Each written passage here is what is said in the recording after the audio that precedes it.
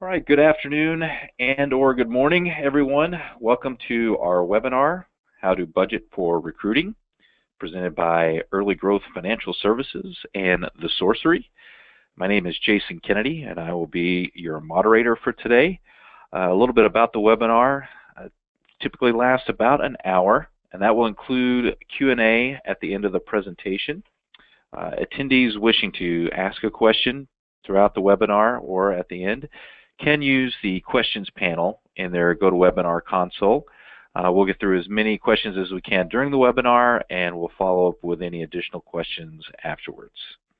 A recording of the webinar will be made available within 48 hours to all registrants, so you will automatically get an email with a link to this recording for viewing after the fact.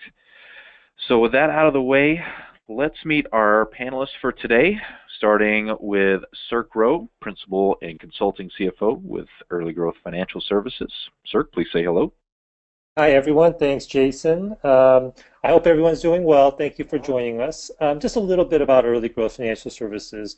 We are a national firm that provides outsourced accounting and financial services for what we call the small and medium-sized companies. Out here in Northern California, that typically means tech startups. But across the country, we work with other types of companies as well that don't necessarily need to be hiring people full-time. So a little bit earlier stage or a little bit smaller companies. And we basically provide 4 types of services. We do annual tax returns, both federal as well as state, for our clients. We provide valuation services. So for companies particularly who are giving stock options to their employees, we need to be valuing the common stock on an annual basis at a minimum. And so we provide that service. And then our core business is the consulting business, where we provide both the day-to-day and the month-to-month accounting and bookkeeping services, as well as higher level CFO services for other types of things. It may be about financial planning, it may be fundraising, but basically any other type of consulting, financial and accounting consulting that companies may need beyond their kind of capabilities. Great, thank you very much, Sirk. And also joining us today is Jessica Stielau, CEO of the Sourcery. Jessica, please say hello. Hello. Thanks, Jason and Sirk. It's great to join you guys. The Sourcery works with a very similar demographic. We're a small boutique recruiting firm, about 25 people, and we're located in San Francisco. So we do work with a lot of tech companies, mainly startups, to help them basically get recruiting off the ground when they're a little too small to have a full in-house recruiting team. So we basically act as the in-house recruiting team for these startups. We do it on an hourly basis, and we help them usually grow to about Series C or later when they're ready to hire internal recruiting, and then we help them with that too. Great, thank you very much, Jessica. Great to have you both on the webinar today. So let's jump right into the introduction and what we're going to be talking about today. So it's time to prepare. It's time to prepare for recruiting new talent. So that is going to be a whole new world for a lot of founders and entrepreneurs. So what should you be considering when it's time to look at recruitment? We're going to break this down into a few different topics, starting with committing time and resources, whom you need to hire and when. Do you already have someone that can help? Options for additional help, and then finally a discussion on the custom blend of resources and budget. So starting off with committing the time and the resources, Jessica, can you start us off here? Definitely. I think a big question that people have is just how much time and how many resources is this going to take? And there is a big difference between being able to hire your friend or hopefully a friend of a friend and how much time it takes to make an out-of-network hire. So when we say in-network hire, we mean how much time is it going to take to hire somebody you already know? Usually that goes ideally pretty quickly. Sometimes, though, you have to put a feeler out there and they're not ready to move, and you'll have to come back to it, versus how much time and effort to make one of these out-of-network hires. And at certain points and a company's growth, you can outpace your ability to make in-network hires, meaning that like you need 6 people and you might know 2, but you need 6 right away. And you can outpace your whole company's network, not just your personal network, where your employees are sending you great referrals, but it's just not going to be enough for you to grow as quickly as you need to. And in general, the average time to make both of those different types of hires is pretty different. We have a good visual coming up here that kind of describes that. Yeah, so I love this visual. The top triangle comes from Sequoia Capital, and this is about just recruiting time that it takes for an average tech startup to make 12 hires. So they estimate that to make 12 hires, it takes 990 hours. And Sequoia recommends, their talent function recommends that you make 40 to 60% of your hires from referrals, which we all know would be fantastic. But like I said, depending on the demand that you have for those hires, that may just not be possible. But if you were to break down how long those non-referral hires take with Sequoia's calculation, I would estimate that's about 140 hours worth of work per non-referral hire. And then the second triangle down here at the bottom represents what a recruiter or someone who's in a recruiting function would actually do, and it shows the data from the Sourcery that we see of how do you come up with a number like 140 hours or 135 hours. So basically, to do 1,000 impressions takes about 100 hours worth of outreach, meaning to get in front of 1,000 people who might be interested in joining your company or might be interested in the role. It will probably take 100 hours worth of outreach to do that. And then if you get 100 responses, you'll probably do 10 hours worth of phone screening. 100 responses in recruiting lingo is not 100 positive responses, which is also important to know. So not everybody who responds wants to get on the phone or is necessarily qualified. So 10 hours worth of phone screening, and that boils into about 8 hours for on-sites. Including some time to prep on-sites for about 6 people out of those 10. And then we come down to our second round on-site and then our closing time. And overall, it boils down to about 135 hours per hire, which is, I'm sure all of you are like, yeah, it's an incredibly huge time commitment, but it can be helpful to see kind of a breakdown of what that time commitment should look like, especially if you are using a recruiting service or you have an internal recruiter or something like that. And you can see, I mean, if you just take a look at kind of those numbers up on top, you see, okay, 12 people, let's say 50% of those people are external hires or internal hires. You can see that's about like 700 hours, right, for the external hires, which means that for the other 6 people that are internal, it's only 200 to 300 hours. And so there's a huge difference. So obviously, yes, there's a ton of benefit to hiring people or your company knows, or your investors know, and there's a lot of benefits, not only from this person and you know what they're about, but also just in terms of the amount of time that's required to go through the process and get these employees on board.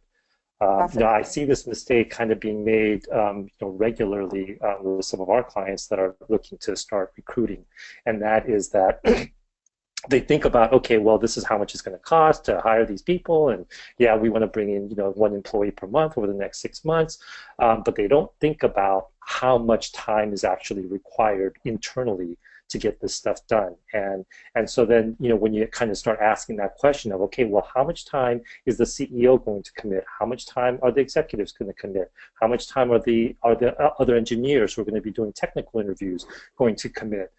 Then it starts getting to be a little bit more daunting, and you can start putting some practical numbers and practical, I guess, hiring plans in place, as opposed to kind of our wish list, which is to obviously be able to hire anyone that we want whenever we need them to get started. Yeah, that's a really great point, Sirk. Yeah, the internal referrals, basically you can take that 100 hours of outreach right off the top, and you're looking at maybe 35 hours to make a hire. So in terms of time savings, it's huge, and time is opportunity cost also. Yep. Okay, so let's move on and talk about who to hire and when should we be hiring them. Can you talk to us, Jessica, a little bit about the factors to be taking into account here? Yeah. One of the things that you want to think about is just how long you know you're going to need this person, and that can be really tricky in a startup.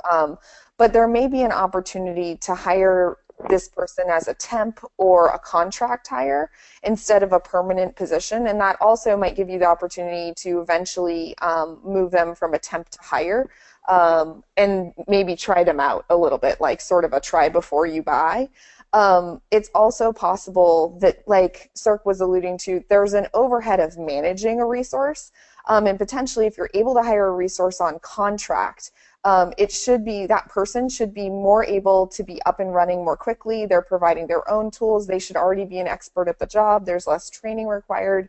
And therefore, the cost of hiring somebody on contract, though their rate might be higher, than the cost per hour of an internal hire, it may save you to hire a contract resource, depending on what you need and what stage you're at. So you want to think about whether or not this needs to be a long-term, full-time position, or you could hire a contractor. And I think often, as startup founders, we have an urge to hire full-time people because we want somebody on our team. But there are really great contract resources out there, both provided by groups like as well as groups and agencies, as well as individuals who are great contractors. So it's just something to not overlook and potentially can save you quite a lot. And let me just add a little bit to that as well. I completely agree, and I think that we see that, right? We see that in industry that there's more and more of a kind of a push, right, to go with more contract work, whether it's through agencies or individual hires, and that's the reason, because things change. We have different needs. We don't necessarily want to be hiring someone full time for the length of their employment. We want to be able to be adaptive to different changes, and so there's that side of it as well. On the cost side, I urge you to, when you're doing that comparison, as Jessica mentioned, it's going to be more expensive on an hourly basis to hire contractors. But when you start taking into account things like how quickly it is to hire a contractor versus an employee, the fringe benefits, right, that you have to offer to full-time employees that you don't have to offer to contractors, then it starts to get a little bit, the comparison gets a little bit better. The one thing, though, that I want to just make sure that we are aware of as we look at contractors versus full-time employees is labor laws, right? So labor laws are there to, in most cases, to protect employees. And so we just need to be cognizant of the fact that, there are certain situations when, when a contractor might be deemed by somebody to be, more of an employee, and that we should have been hiring them. So these are kind of intricate labor laws that you probably need a little bit more research. If you're looking at hiring full-time contractors, I urge you to make sure that you are aware of the labor laws and speak with professionals who can advise you appropriately as to whether it makes sense for someone to be hired as a contractor or a full-time employee. Definitely. So the next thing that you want to think about is just how critical the hires are. Once you have sort of a list in your mind of like, okay, I need these 6 hires, you want to rank them. And one of the things that you want to think about is whether or not any of the hires that you need are going to bottleneck product development or future hiring, so that you can prioritize those hires first. So this is a mistake that we see that's pretty common, that often what gets hired for first is just happens to be the jobs that are potentially easier to fill. But that can leave you in a situation where you really need this linchpin hire. Maybe they're a lead and an engineering lead or something like that, and they'll actually slow down your product, which is hugely important, and potentially slow down your ability to build out that whole team. So that may actually be somebody you want to rank as like a priority 1 hire. So then the other thing to think about is whether or not these hires, once you have your list, are financing or revenue dependent. meaning like what amount of revenue do you need to hit in order to make all of these hires. You may have a laundry list of 15 people that you need, but you may not actually have the budget right away to make those hires. Some of those hires may be dependent on getting another round of funding or dependent on hitting certain revenue numbers. So you want to make sure that you understand before you start putting in the time and resources to recruiting on these positions, which ones you're in a position to make hires on immediately, and which ones are dependent on other factors.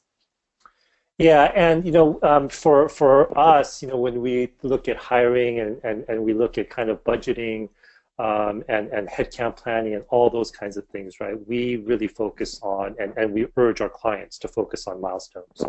What milestones are we trying to achieve? Obviously a company that's relatively early that just raised a Series A level of financing, for example, probably has different requirements than someone who's already ramping up revenue and is really trying to blow it out, right? So one company might be looking for a few key engineers to hire. Others may be looking out to build out a sales team. And so, the milestones that we're trying to achieve are the hires that we have in our budget, are they going to help us achieve those? Can we make these milestones without these hires? And that's kind of what we think should be driving the hiring plan.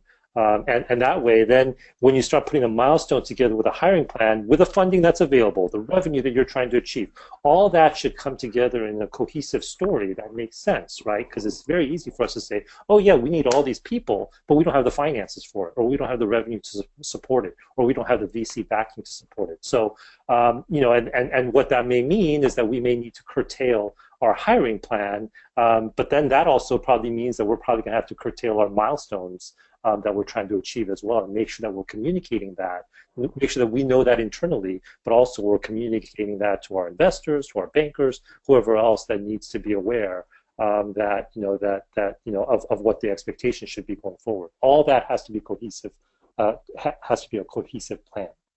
Perfect. Yeah, I totally agree. And eventually what you want to come up with is some kind of spreadsheet or system with which you have all the hires that you want in ranked kind of priority level, ideally, and then you have some water lines or benchmarks or that indicate those milestones and kind of break that list down so that you can see like, okay, above this particular milestone, we can make these first 4 hires, but then we have to hit this milestone in order to make these next 6, and then we have to hit this next milestone to make these next 6. And that's a list that you would be able to share with anybody who's helping with recruiting. It will really help them understand where your priorities are, what you can hire for now, but also have a vision of what you'll need in the future.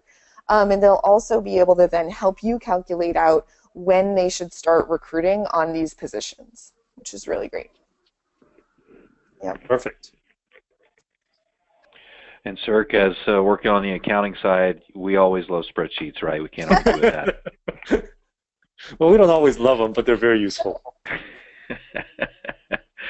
All right, moving on. So do we already have someone that can help? Jessica, let's talk a little bit about the internal side. Yeah, so hopefully at this point, you have some idea of like how long this is going to take and who you need to hire. But then the next question becomes like, who can I leverage on my team to help me with this? Because I know it's going to take forever. It's going to take a lot of work. Ideally, it's not going to take forever, but it's going to take a lot of work for me. So who can help me with this? And so one of the things you want to think about is just where the internal resources you have are going to be used sort of best. And in order to think about that, you want to consider the opportunity cost of the person. So if this is you and you're an executive within the company, your opportunity cost is pretty high. So that means that we may want to make sure that you're doing the highest value recruiting work possible. So if there are tasks within recruiting that can more easily be done by someone who's admin level, let's go ahead and have them do that to try to minimize the opportunity cost to you. It may also mean that you're going to try to delegate out as much work as possible, but you always want to think about that opportunity cost. The other thing about delegation, which I'm sure everyone is aware of, is just making sure that that the person who you're delegating the work to can be successful.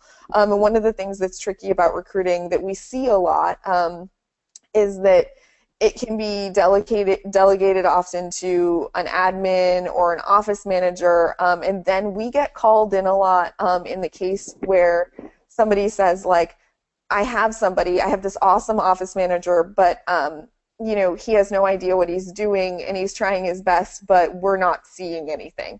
And so that's that kind of case where the person may not have the skills to be successful, even though they have the free time. And it's not your opportunity cost that's at risk there, but it ends up taking a lot of your time because you're trying to manage that person to be successful and they don't yet have the skills. And then you also want to think about what can't be outsourced easily. So there are some parts of the recruiting process that are really difficult to outsource really effectively. And those are things like having a great candidate experience. Making sure that the candidate who comes on site, like, somebody greets them, they know which room they're supposed to go into, somebody's able to answer the phone if they're stuck outside the building and they can't figure out how to use the keypad, all of that good stuff. That's really difficult to outsource. It's also really challenging to outsource interviewing. And I know some of you might be like, why on earth would you outsource interviewing a candidate? But when you're pinched for time, it can make sense to try to outsource interviewing. And some of the ways that we do that is by trying to hire services or use testing potentially as a substitute for interviewing, and that can help. But ultimately, we don't want to outsource that interviewing and hiring decision. That's a really difficult thing to outsource. So there are some things that you want to probably keep in-house and reserve having those things to be able to be done by you and your internal team, and other things that you're like, well, I could definitely have somebody help with that. And again, just try to make sure that anyone you do have helping from your internal team is doing the highest value work they can be doing for their skill level in recruiting. So try to maximize them. Jessica, I really appreciate you having brought up, the couple of things like the interaction that for example, interviews have. Looking at the corporate culture, they see that, right? On day one, when they first come in for an interview, or when you even first get them on the phone, they can get a sense. And so obviously, we need to put our best foot forward, as a company, as a recruiter, to get the employee really, really interested in us. And so, it's very easy. We get frazzled. There's tons of stuff going on. It's very, very easy to just kind of, push this off until to the last minute, and then we're kind of scrambling to meet the interviewee. And as Jessica mentioned, we might have issues with them even just like getting into the office and being comfortable before we talk with them. And so, think about those kinds of things, throughout the process, and make sure that we're putting our best foot forward when we're interviewing. Obviously, we're huge, huge believers in putting our best foot forward as with the best resources that we have. And so that's another reason why I think we're seeing a lot more and more outsourcing of kind of non-critical activities. And not to say that recruiting is non-critical, it certainly is critical. But if you think about the amount of time that you as a CEO, or you as an executive team, or even you as an engineering team have, you really need to be thinking about two things first and foremost, which is, typically for early stage companies, is product development and customer/revenue acquisitions, right? Those are the things that we need to be focused on. Everything else is kind of a nice to have. We can prioritize them, but that is what we should be focused on. So to the extent that you could have other people help us through the process, with recruiting, with finding candidates, we should be doing that, even if it costs us a little bit of money. Speaking to that, I kind of wanted to also mention one other thing on the front end of this thing, on the who do we already have who can assist us, and that is, we should be using everyone, right? So when we say that we want to be finding good internal recruits because it saves us a lot of money, and these are people that we know, it's not just us and it's not just our fellow employees, right? Obviously, we want to go to them and say, hey, listen, do you have other friends who are like you that might be a good fit? But we should be using everyone that we know and we partner with, right? So it should be your VCs, it could be your banker, it could be your lawyer. Certainly service providers like Early Growth can make introductions of people that we know, and obviously companies like the Sourcery can really be a great face for the company on the recruiting side. So I can't stress enough how you should be looking at using your network to the fullest extent, for these kinds of activities. Yeah, definitely. So talking about skill level, that'll make for a nice little wrap up here and a segue into the next slide here on breaking down some of these tasks. Jessica, I think we're starting with the lowest skilled and moving up from there. Exactly. Yeah. So I thought it would be helpful to just kind of put a list of tasks together in order of essentially like the skill level that it takes to execute, with the sort of lowest hanging fruit at the bottom. So recruiting coordination can generally be done by anyone, right? Like anyone in your organization is capable, we hope, of recruiting coordination. But ideally, you want one of your least skilled, maybe your most junior employees to be handling recruiting coordination. That's the kind of thing that we would love to get off of an executive's plate. If they're managing recruiting and they're doing their own recruiting coordination, like that's a great thing to offboard and put on somebody else. And recruiting coordination does get complicated for on-site interviews, and so that's why I put like one level up on-site interview facilitation, because that's kind of that thing of creating a welcoming vibe, making sure that you're present when that person walks in the office, available on the phone if they have any questions, and also potentially scheduling an interview that involves coordinating 4 or 5 people's schedules back to back for those longer on-site interviews. So that's kind of the next step. And then we have list building, which list building is the first part of lead generation for recruiting outside of your network. So that's the part of just like getting a list together of the types of people who you would want to contact or get in touch with who would be a fit for this job. And building a list itself, like that pattern matching, is not that complicated. Knowing who to put on the list in the first place, you'll see comes up later and is a higher skilled part of the process. So pattern matching, like if you were able to give somebody a profile that you liked, a resume that you liked, and you said, go and find me 6 people like this, that's the kind of thing that you can outsource to a relatively low-level person pretty easily.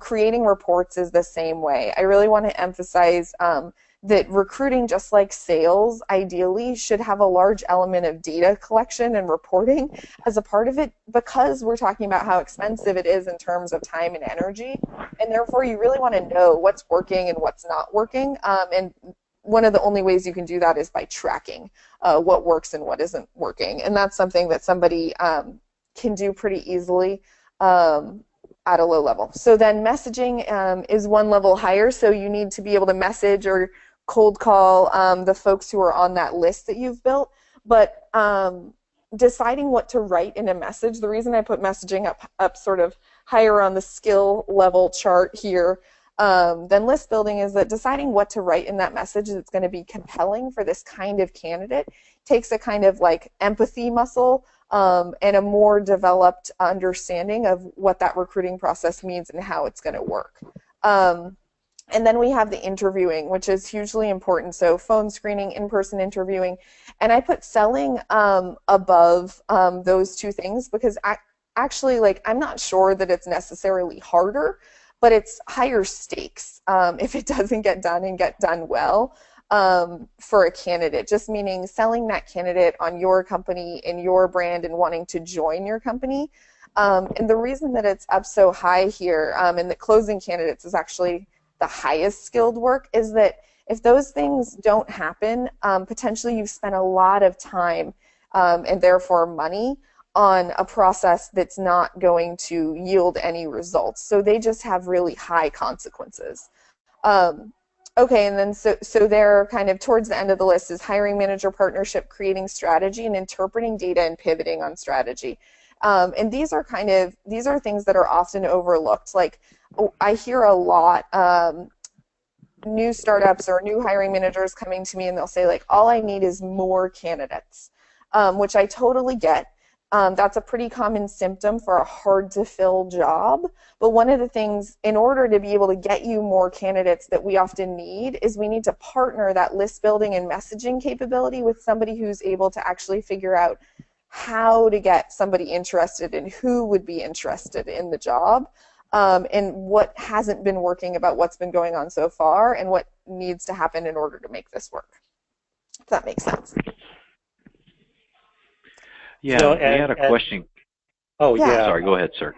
No, I was just going to say that that unless you are, unless you're Google, right, or Twitter, right, where everyone kind of knows who you are and everyone wants to work for you, there is a lot of selling involved, right, especially in today's economy. If you're going after, hotshot engineers, it's very, very hard to land these guys, and so. Understanding that and understanding the whole process of what it's actually going to take to close these, especially the superstars, and having the entire team, not only yourself, but having the entire team dedicated to that is going to be probably the difference in many cases as to whether you're successful or not. Yeah, totally. And I know this is currently we're talking about, looking for help inside, who can help internally with these type of tasks. But we did have a question come in here for a smaller startup. Which of these are suitable for a recruiter to help assist? So which of these are more, are you guys more apt to jump in and assist? I know you've already mentioned in-person interviewing. That's probably best managed in-house, but for some of these other points, which ones would be best suited to outsource? I mean, pretty much a recruiter should be able to help you with all of these things, because this is just a list of really like recruiting and interviewing tasks. So I agree, the in-person interviewing is probably the only one that the recruiter can help you with, like how to design an effective interview process, but they're not going to actually do the interviewing or the decision making around that. And if you're an executive level person in a smaller startup, what I really want you to be thinking about is this final one of closing candidates, and that's where you should really be spending the majority of your time. And one thing that's helpful is to understand what a successful close rate looks like. So you should be targeting closing at least 60% of the candidates you make offers to. So that's what we mean by closing, is like, how many of the people do I make an offer to actually accept the offer and want to join my company? And 60% is a minimum benchmark that you want to be hitting. And if you're not hitting 60%, that's a stop and fix problem, meaning we should go back and look at what's happening within this pipeline of tasks and handoffs and people that's creating a situation in which we're getting to the offer stage and less than 60% of people are accepting our offers. And ideally, where we want to head is that we want to target a close rate of 80%. So that's sort of our target. Our minimum benchmark, again, is more like 60, but that's something that you should be thinking about, because like I said, it's incredibly expensive to bring somebody through all these tasks and all these processes and then have them decline at that point. So the closing of the candidate here, the reason it's such a highly skilled, like I put it at the high skill mark, is because it's also about going back and fixing it if the candidates aren't closing, and figuring out how to do that. Yeah, and to piggyback on what Jessica said, I think a good recruiter will help with most of these items, right? And we'll talk a little bit later about kind of different types of assistance that we can get, different types of recruiters, and some are better at some things than others, some are more expensive than others, so on and so forth.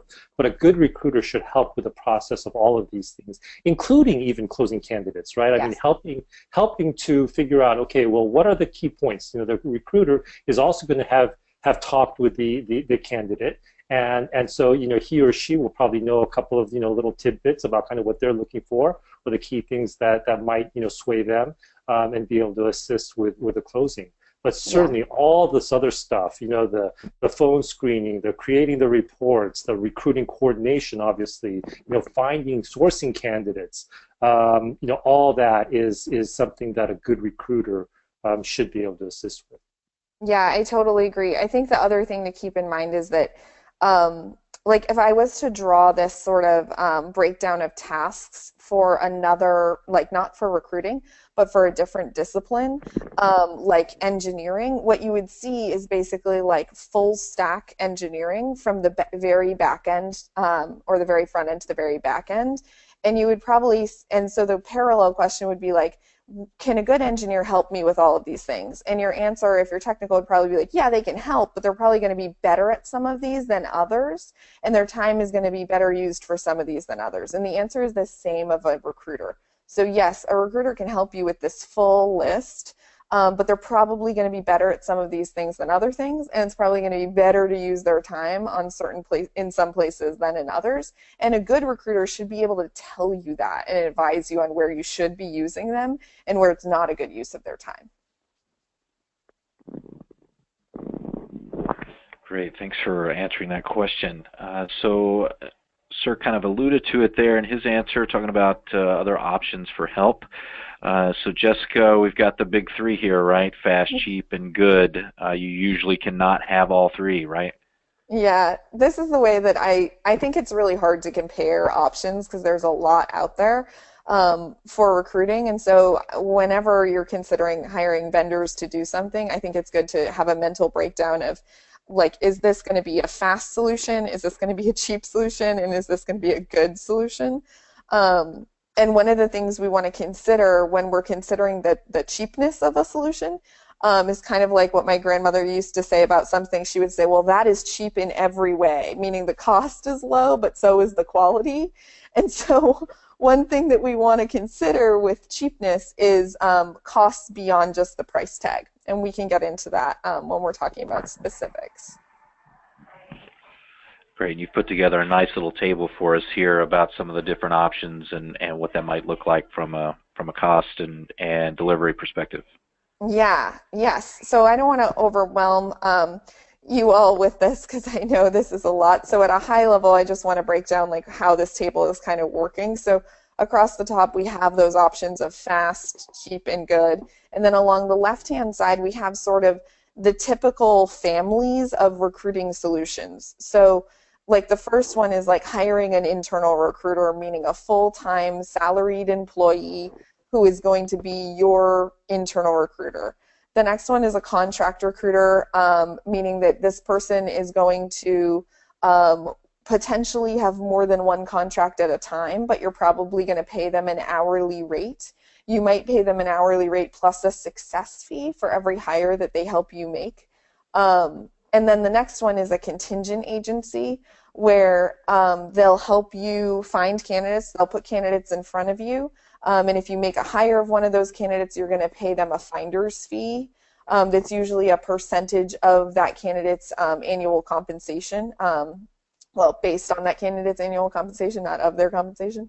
And then the next one is a retained search. Retained search is usually used almost exclusively in executive search situations, but that's where it's kind of a hybrid where you're going to pay for some milestones along the way. You're going to make some payments up front, and then when the hire is made, you're going to make a final payment for the completion of the project. And then you have companies like the Sourcery or other hybrid companies that basically offer some of the benefits and some of the costs of these other options that are more common above. So getting into the first category of speed, speed is almost always a huge factor for us when we need to make a hire. Often we need to make this hire yesterday. So you want to consider how quickly you need the hire when you're deciding what kind of recruitment solution is going to be a good option for you. And you can see right away, contingency really jumps out here as our only yes for being really fast. And the reason that contingency is really fast is that the way that the business model works, they should have a bench of candidates ready, and they take on clients with like needs. So you may use a contingent agency that specializes in sales recruiting, and they work with lots of clients that need sales, and they have, therefore, a whole bench of candidates that fit sort of a generic sort of sales profile. And so if you sign an agreement with them, they can immediately send you those candidates. So that one is really, really speedy, assuming that the kind of people that they have on their bench are the kind of people that you want to hire. This is the fastest one for you to see profiles. Going up to the no's, like internal recruiting, retained search, and the Sourcery all get no's in this category for just the simple fact that they don't usually come with a large bench of candidates for every type of role you would want to open. Your expectation for them should be that they're going to build a list and go after candidates. And they're going to go after them and get them interested in working with you. And typically, they're going to need to learn your brand and your pitch because they're actually going to be pitching those candidates on working with you specifically, not on sort of generic positions. So it takes a little more time to get them up and running. And I put the contract recruiter as a maybe because depending on if you do have them on a completion fee as well as an hourly salary, they may have a bench of candidates as well because they're basically like a hybrid of a contingent agency and an internal recruiter at that point. So they may be able to send you some people, but you would see much lower volume from an individual contract recruiter than you would from a contingent agency typically. So that kind of gets us through fast. So moving on to the category of cheap or of price, unfortunately, like recruiting is just, it's very time consuming, so it is expensive. So I didn't put anybody in cheap. I'm sorry, because I know as a startup founder myself that you're always looking for something that could potentially be a little more cost effective.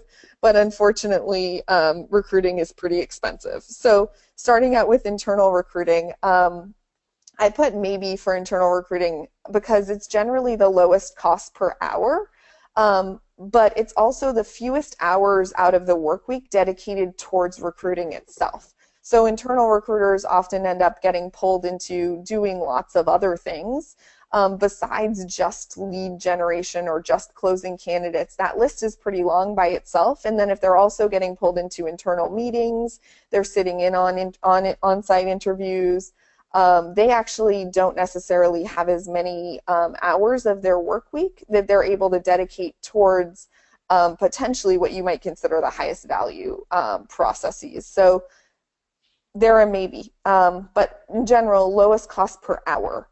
Then contract recruiting is also a maybe because it's variable in terms of what it costs. Out here in the Bay Area, we see the cost of contract recruiters between $40 and $200 an hour, which is a huge price swing and variation.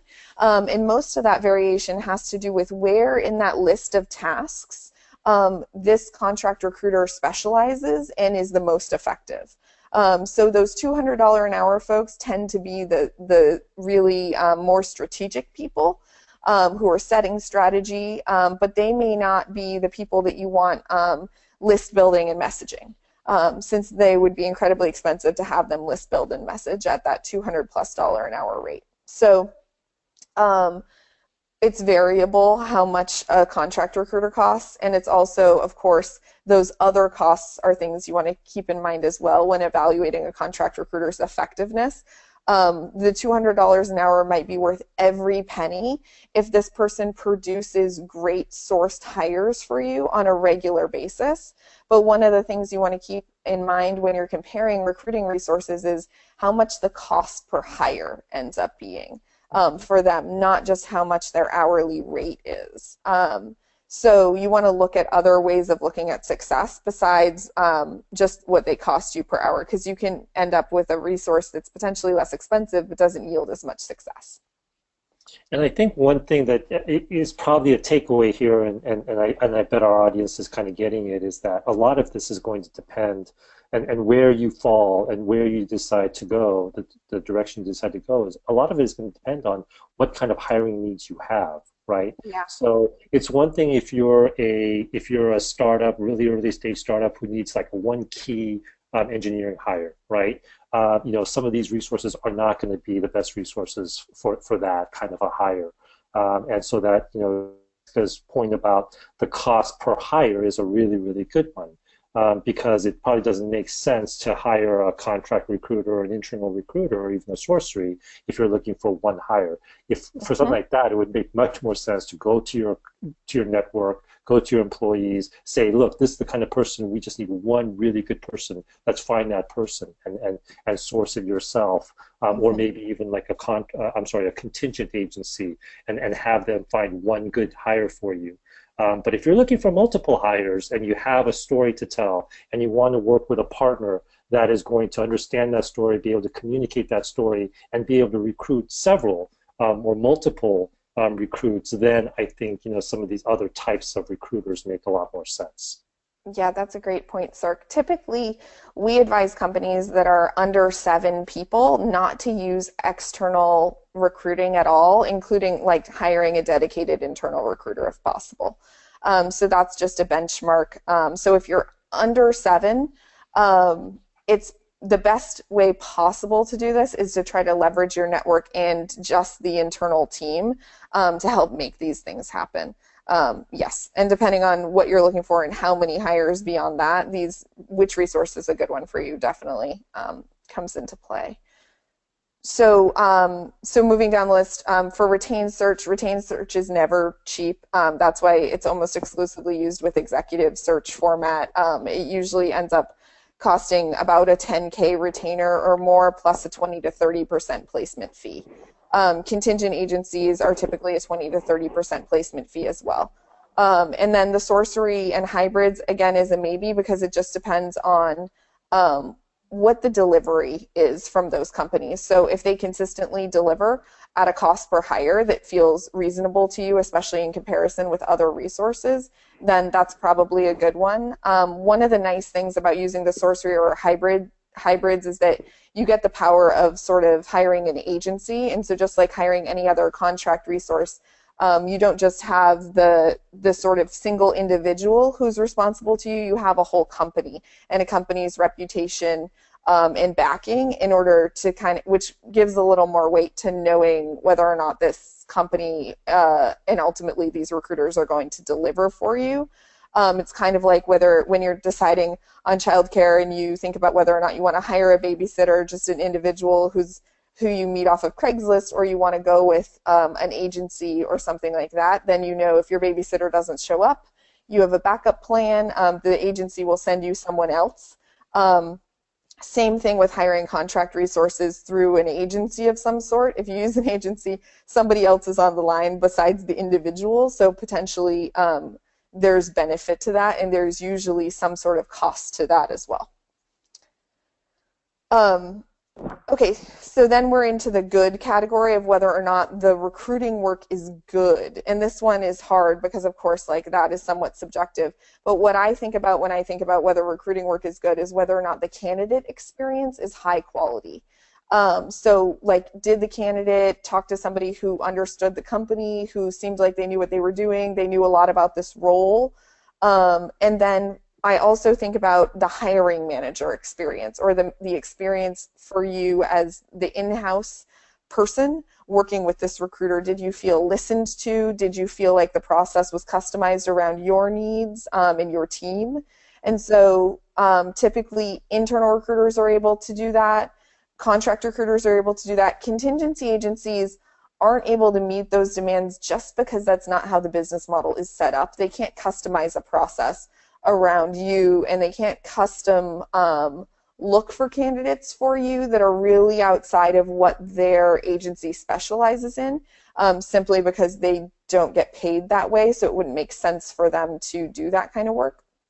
Retained search is notoriously really high touch and very custom, and the Sourcery operates very similarly to how an internal recruiting team would, so it's also a very custom process. So I don't want to take too much more time talking about this one chart, but hopefully that gives you an overview of kind of where these different resources may fall in terms of, are they fast, are they good, and are they cheap? Now, I think that was a great rundown. Actually ended up answering a couple of questions here that we had come in as well. So I think that was great. So thanks for going through that.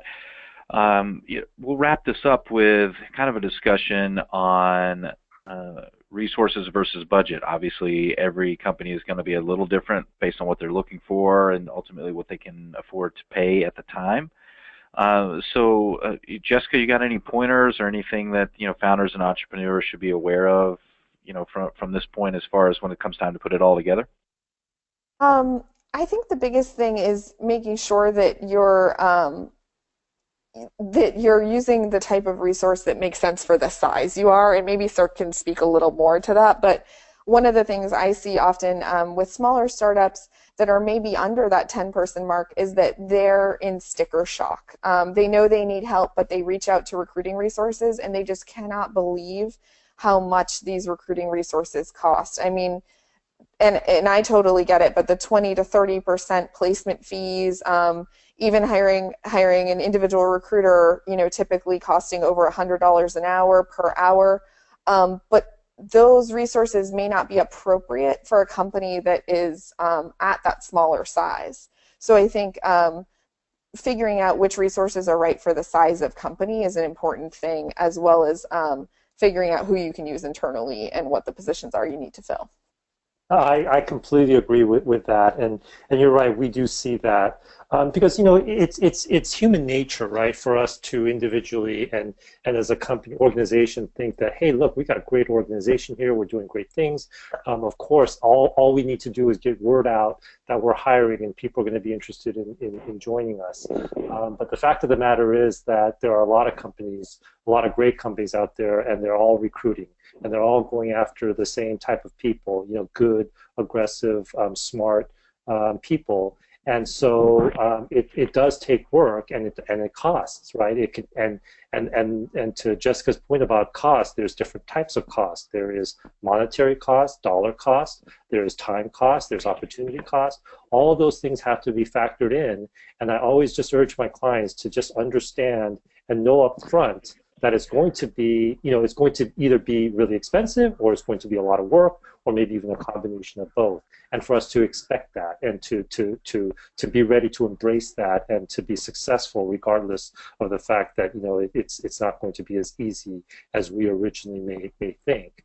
Most of our clients, as Jessica mentioned, at the really early stage, they will try to go internal, right? The CEO should know people.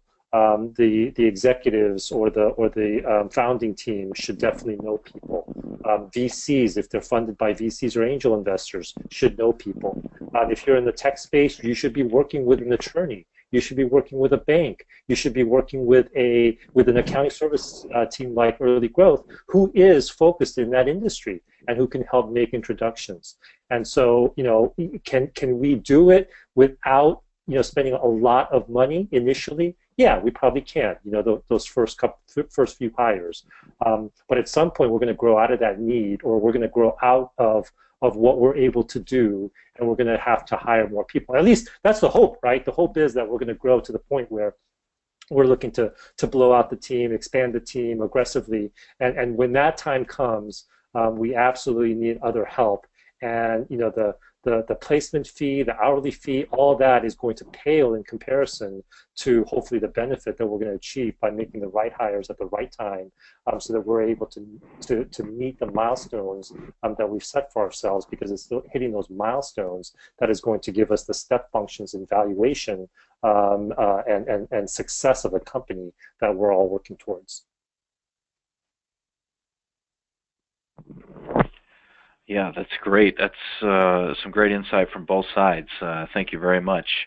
That kind of wraps up the presentation for us here, which pulls us into the Q&A portion. We've got a few questions already in here that will get answered, but as a reminder to all of our attendees, if you do have a question, you can enter it into the questions pane there in your GoToWebinar console, and we'll get through as many of them as we can here. Jessica, I got to hand it to you. You've answered a lot of the questions already posed kind of on the fly. So that's a new one for us here. So again, great job. Love being proactive on that end. But we've got a couple of questions here that have popped up since. One, Jessica, I'll give to you. Do recruiters typically share data such as salary and demographics when it's time to look at hiring? With their employers, yes. With the yes, sorry. So if you hired a recruiter, they should be able to tell you every candidate that they screen. Like a best practice is basically that they should be asking those candidates what they currently make and what they're looking for. But you should take that information with a huge grain of salt because candidates don't really like saying that information, and they're not in a good negotiation position at that point. So they're kind of just making stuff up because it's very awkward. But a recruiter who comes out of a firm, or if you're working with a contingent agency, they should be able to provide you not only with information on the candidates they're sending you, but also on the market in general, where they're showing you this is the average amount that candidates are asking for. And you want to be really careful. I know we have folks joining us from all over the country and potentially internationally. You want to be careful of the market that data comes from. So one of the things that we've seen is that startups get data from a large agency like a Robert Half or something that's created from all of the hires made across the whole country for something, or from the whole West Coast. And a startup in San Francisco is going to have a very different comp package than a large company that's a global organization. So you want to get as close to the exact type of hire you're making as possible from the recruiter who you're getting the data from. So you want to ask, like, where did this data kind of come from? Are these from companies like me? Because the size of the company really makes a huge difference because of that equity component in offers as well. Yeah, if you want to get sticker shock, then look for a software engineer in San Francisco and see what kind of salaries that they command, even with very little experience, and you'll understand sticker shock. But yeah, absolutely. The market is if you're looking for someone in Chicago, it's very different than looking for someone in San Francisco. Seattle is a very different market. So not only the type of people that you're looking for, the amount of experience, but also obviously the geographic location, and to an extent even local conditions will have a pretty big impact. So the salaries that you're able to offer like right now may be very, very different even than a salary that you might have to offer 6 to 12 months from now. So all that, yes, the recruiter should be able to give you information. There's lots of other sources that you could probably go to for salary information, but keep in mind that most of that is compiled data, and it's a good starting point, but probably not the end all for information. Yeah, somebody like Early Growth may also be able to help you just get some data points that are more relevant to companies your size. Something else to be just wary of, depending on which type of recruiting agency or company or recruiter you're working with, is just what their motivations are. Like, all recruiters mean the best, but if they're being paid based on the amount that you're going to pay this candidate, ultimately, there is a little bit of a strange incentive factor going on there for what they tell you the market rate is for this person. So I hope that's not too vague. I'm trying to be very straightforward there. But you do just want to consider that and consider what part they play in the negotiation as well, and where their motivation is coming from. Yeah, it's just like any other, it's like a real estate agent, right? Because same thing, real estate agent gets a percentage of the sales price, and so obviously there is a small, hopefully it's a small incentive for them to sell it at the highest price possible.